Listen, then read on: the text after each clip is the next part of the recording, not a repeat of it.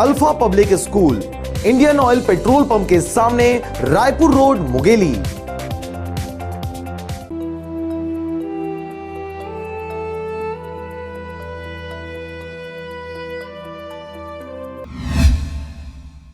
मुंगेली के प्रभारी मंत्री बनने के बाद पहली बार रविवार को कैबिनेट मंत्री टीएस सिंहदेव एक दिवसीय मुंगेली प्रवास पर रहे, जहां कांग्रेसियों द्वारा बाइक रैली के माध्यम से उनका भव्य स्वागत किया गया।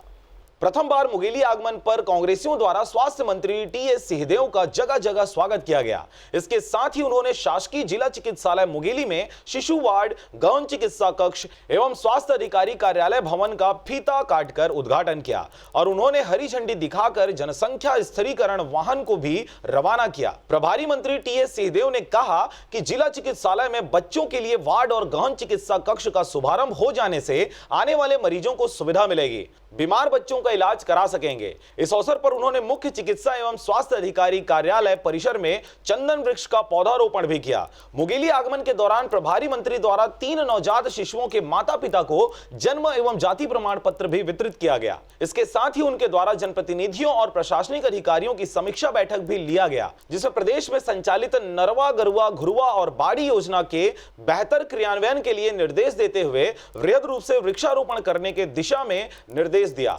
Bureau report, RJ रमझाझर।